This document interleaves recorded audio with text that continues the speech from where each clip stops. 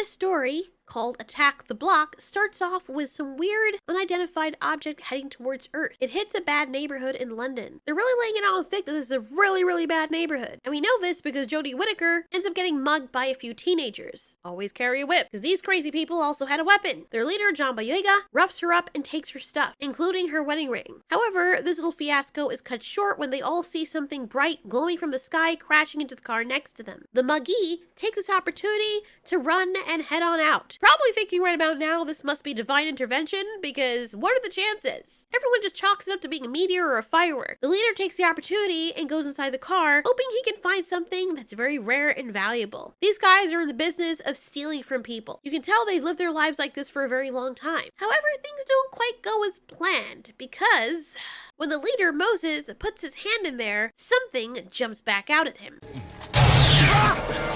Shit, there's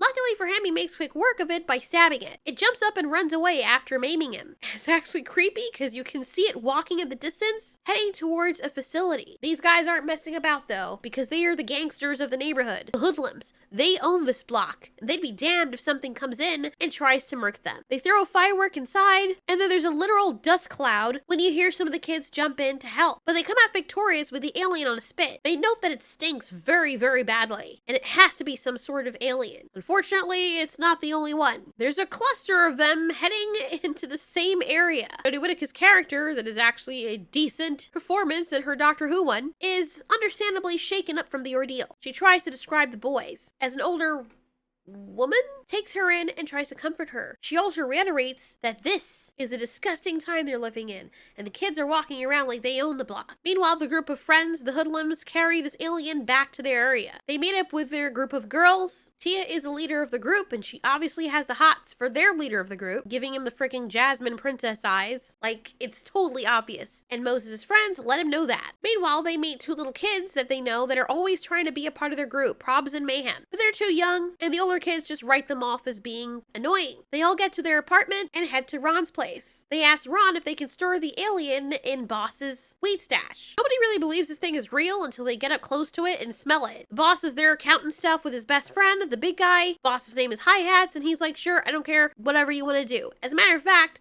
I'm looking to make you. So he gives Moses, the leader of the hoodlum group, a job to do. Moses looks like he really doesn't want to do this, but this is his life. Meanwhile, no one takes the appearance of this creature seriously. We see this guy who looks like a very young Jonathan Rhys Meyers, have no idea what his name is, I'll just call him Stoner, sitting here watching a nature documentary about a moth. He's always getting stoned. And looking at the fluffy moths, we know this is going to be important later. The female lands.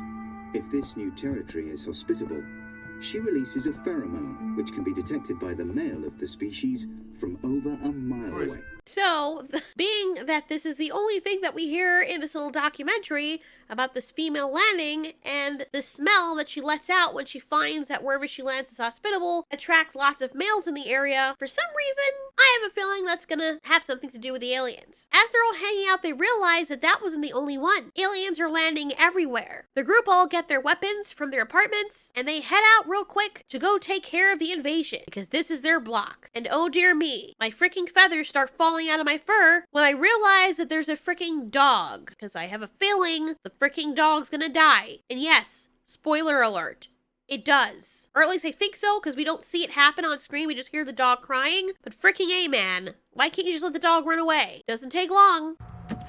Whoa, stay.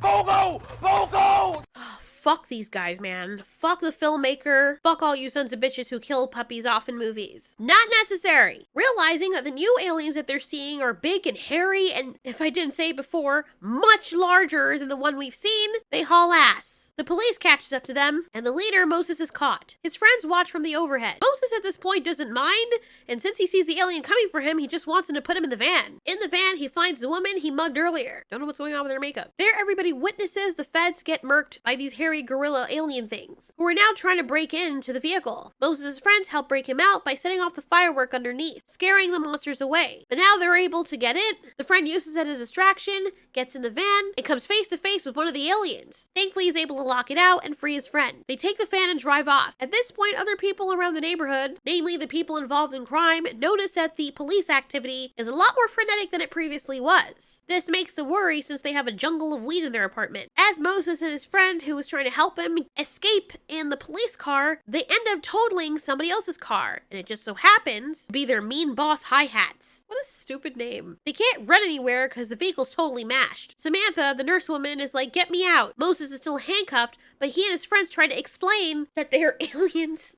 chasing them, and I can understand how somebody would be annoyed, but you literally hear weird creatures sounding off in the distance. Better than aliens. Say that word one more time. Something drops down from the ceiling in the garage. Hi-Hats, the drug boss, tells his best friend to go check it out. The poor large Asian-looking man is very terrified, understandably, because he swore he saw something drop down. Don't know why he wouldn't be armed in this situation. That's really ridiculous, because I'm guessing that guy is acting as his bodyguard. Why would you not give him a weapon to go check it out? Who knows? Movie logic? Yo, Hi-Hats, bruv. There's nothing. Oh, shit!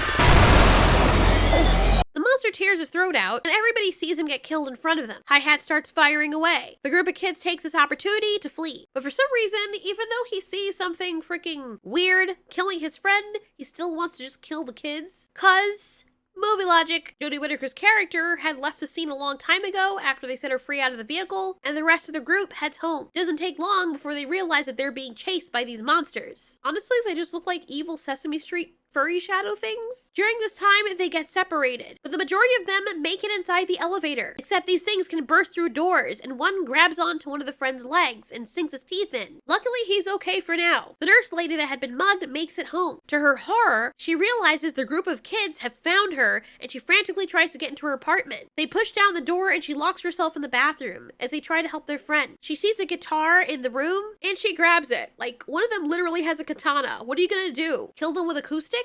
They basically tell her, look, dude, look, I know we robbed you and stuff, but we're kind of all on the same boat right now because we're being hunted by freaking aliens. She thought that they used dogs to attack the feds. Bro, character logic in movies. Because, you know, which dogs have glowing teeth and run like gorillas? They say since she's a nurse, and they found out because of her ID when they took her wallet, that she should help their friend. They don't want to go to the hospital because reasons, I guess. And even though she says she doesn't have the equipment, they're like, no, help our friend, you're a nurse, you're not going anywhere. Like, that makes no freaking sense. At this point, I'm wondering, why don't they get everybody else involved? But, you know, it's their block and they have to protect it, and they're the only characters that exist in this movie. While she's dressing him, this kid hits on her, and this becomes a thing throughout the entire movie, because there's always that person in the group. After she wraps his leg, the aliens find them just in time.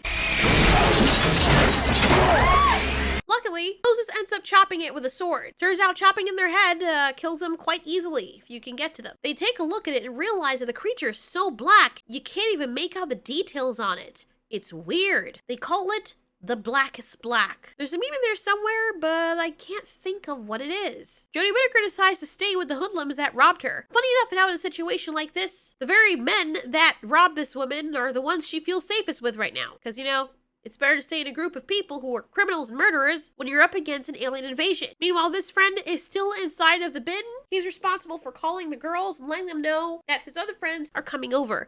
There's really no point of him being in this movie because he spends the rest of the movie until the very end inside the bin. Like, there is no reason for him to do anything at all. And even when he does call the girls, it doesn't really amount to much. Just for comedic effect, I guess, which kind of falls flat in my opinion. Like, that was a waste of freaking 15 minutes. While Moses is on the way to the girls' house who likes him, they meet Prob and Mayhem again, the little kids that want to join them. They got a super soaker and what looks like a handgun. The bigger kids grab the handgun and they make fun of this kid, saying that he's delusional if he thinks he's gonna squirt the aliens with water to death. Then he makes a quip and says, yeah, there's not water in this thing, which means it can only mean there's gasoline in there. After they kind of force themselves inside the girl's house or flat, they tell them about the alien. Sam tells everyone that she lives in this apartment too. They don't have to do much convincing because it doesn't take long until the aliens find them and burst in and kill one of their friends, the one with the helmet on, the one who lost his dog, unfortunately. These creatures have such strong jaws that they're able to easily break through the helmet and chomp down on this poor kid's skull, sending his brains flying everywhere. You can see the monster aliens sniffing around, and they head straight for Moses. Moses' time is running out because the katana that he took from one of his friends happens to be stuck in the wall. Oh no, what will he ever do? The girls try to help by fighting off the aliens. And right before one of them kills Moses, which, you know, he was taking his sweet time, the alien, Sam, the woman who's with them, kills it with a knife. And they're all like, oh my god, it really exists. As the creature dies, the glowy thing comes out of its teeth. I'm still trying to figure out what this is. Is it a scent trail left by the other aliens? Not really sure. Hi-Hat threatens these kids in an off-kilter manner, letting them know that, yeah, your friend Moses asked for backup. Where is he? So the kids tell him. Don't think they would have much of a choice even if he was telling them the truth. As everyone's running out of the apartment, they see Hi-Hat and his friends trying to kill them, and they all get killed by this alien thing. Hi-Hat thinks he could just kill it, but yeah, that doesn't work. It runs after them. Hi-Hat heads for the elevator. He gets locked in there with his friends, and they all get killed. Oh, except for Hi-Hat, of course, because villains never die for some reason, and he has a vendetta against the kids for no reason. I don't know why people always take the elevators in these movies where things are right upon you, because the doors close so slowly, and then you're gonna be stuck in that area by yourself with this thing. Why not take the stairs? Are the stairs not usually like right by the elevators or something? I just find that odd. I think they do it for like dramatic effect or something, but it's so stupid and it defies all logic. The rest of the group goes hunting for these things. They're just trying to get to safety really and survive. They set off the fireworks, I guess to confuse the aliens, but the aliens can't see. After the loud noise goes off, it pretty much stops, and then a whole bunch of them get lost and separated from each other sort of, and this poor guy dies. They keep wondering how these things are finding them no matter where they go. They go to Ron's apartment and figure that that's a great place to just kind of sit this out because it's like Fort Knox up there. It's gonna be even harder for the aliens to break in. But they are met with Hi-Hat, who is holding Ron at gunpoint. After they come in, Hi-Hat's like, I'm gonna kill you, but I'm gonna do the villain speech first to give you time to be saved by whatever is gonna come from behind me. Something is behind him.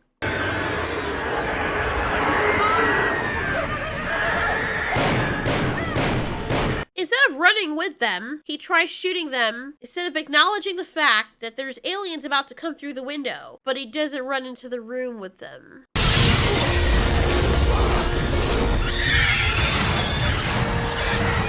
Yeah, it gets really bloody and they bite his face off. While they're in the weed room, it's like a giant safe, they now realize that all the blood splatter from the alien on the alien itself and on Moses, their leader, is glowing under the UV light. Oh no, and then the stoner guy has a revelation. Remember the documentary with the moth?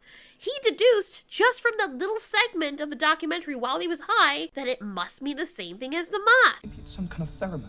It's an eco-hormone that triggers a social response in members of the same species. Maybe that's a female and the other's a male, and that stuff is what's attracting them. What a great guess! However, I guess this makes sense, and I'll forgive this a little bit, because this guy, who looks like a World of Warcraft night elf that just came out of a bar fight, is actually a zoology student. He's one of Ron's customers. So it makes total sense that he would put this together. Great attention to detail, because if he pulled it out of his ass, I'd be very surprised. Now that they know this, they realize that those aliens have been after Moses the whole time. He's leaving a scent trail. He decides, you know what? You're right, because all of my friends that touched that thing or if that helped me fight it, got killed. Don't know why it went straight to killing them, but it didn't go straight to killing him. Like, do they just feel catfish when they go to the humans and realize it's not an actual female? I would think, like in True Nature of Animals, when they smell something that has female juices all over it, that would just prompt them to, like, you know, do the deed. One of those situations where they're like, come on, honey, you smell good. Let me smash. Meanwhile, the guy that was stuck in the garbage bin, well, these kids come through and finally prove their worth. While the other alien thing is waiting out there in the garbage for him, these kids start pissing fuel on it with their squirter. They then light it on fire, which kills it. But then the feds find them. So they go to hide in the bin with the guy. Then he's all like, you guys burned the shit out of that thing. What were your names again? Probs and Mayhem?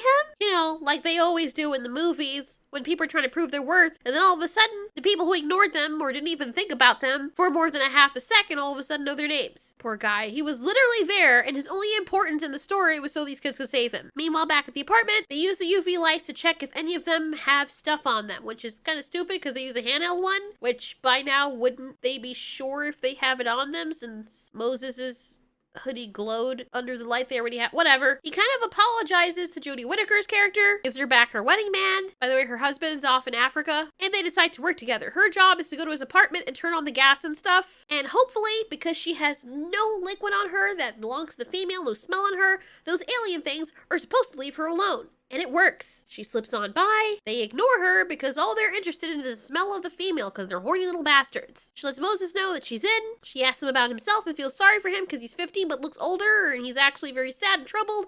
And you know, he can't be held accountable for his actions or some shit like that. She turns on the gas. Moses gets out and heads for the apartment. His apartment. Because he's going to lead all the monsters there since they're following him because he has that scent on him. But he doesn't just have the scent on him, he's carrying the whole female on his freaking back. That is the biggest catfish ever. You're not just pretending to be the female alien. When they do get the female alien, she's dead. Something tells me that's not going to matter to these male aliens. Iconic shot for the blockbuster. He takes off the female body and yoinks her into the room. Meanwhile, he sets up someplace so that he can light the flame under the firecracker, which doesn't light right away. And it finally does, and he narrowly escapes. Everyone thinks he's dead. He's not. He's hanging on to a flag, the British flag, some symbolism that I'm guessing. And then he makes it onto the lower apartment. Then the feds all move in. Like, you know, I'm guessing the explosion brought them into the area, but nobody had any proof of these things. Because I'm thinking, oh no, he just blew up all of the proof of the aliens in that room. Hopefully they'll find some of the skeletal remains or something. And then for some reason, Moses' smart character decides to go on the lift that has all the dead people in it. You couldn't have taken the other one, so now the cops think that you did this. Sam tells the officers, no, yeah, those are the kids that mugged me earlier, but they actually saved my life. A vague as fuck statement. Everyone is chanting for Moses, while he, Ron, the zoology student, and a few others are arrested. When he hears their name, his friend, the guy that got his leg chomped, lets him know. Moses, bro. Can you hear that?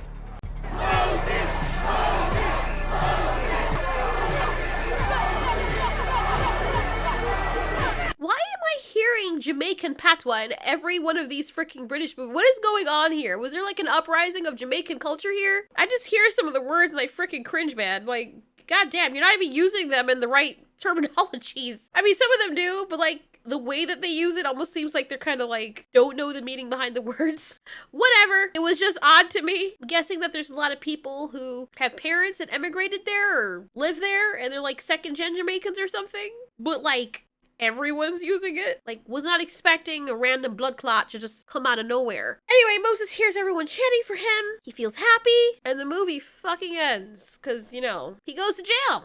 That's all they wrote. What a strange movie. Anyways, yeah, I am interested. I'm going to be looking at those aliens a little bit more. But if you want to watch this, it might be on Amazon Prime. It was at the time I made this video. If it's not, then you can rent it someplace else. Thanks so much for watching. This has been Ultiori. You ask, we answer.